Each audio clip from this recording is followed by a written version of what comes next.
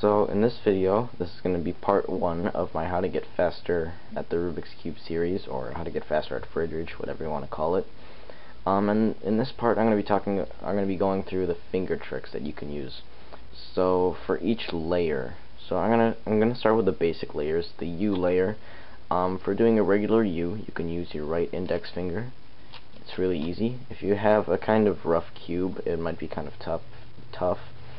So if you have to lubricate your cube, you can, and I should make a video of that soon, but there are plenty on YouTube already. So the U layer, all you do is basically just flick it with your finger. And if you want to do a 2U, you can actually follow it up with your middle finger, so you can go like that.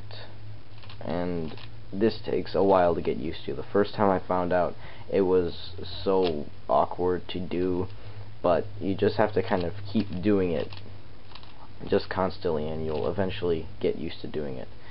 Now with the left side, I can't really do a 2U with the left side, so hopefully I can get that, better.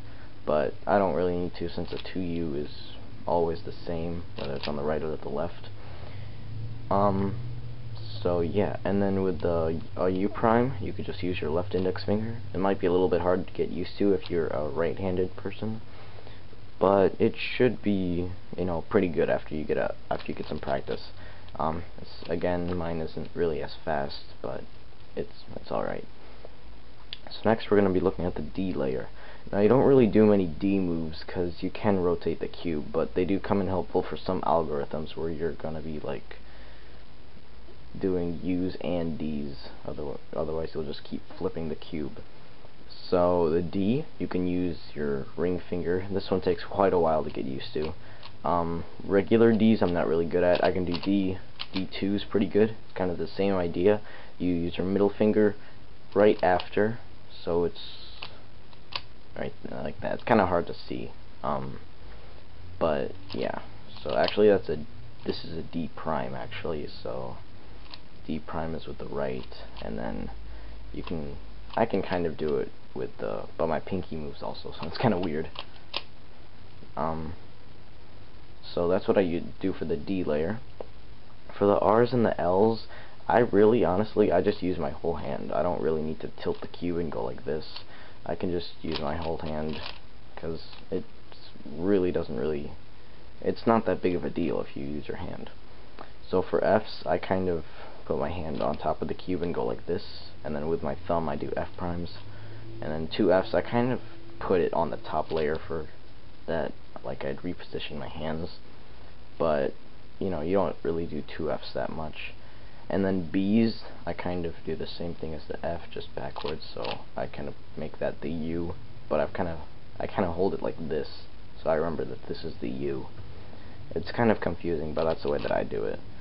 Just so I don't really have to use all these different fingers and everything, like pinky for the back. That would be kind of weird, but yeah. So I've gone through the basic 6 sides.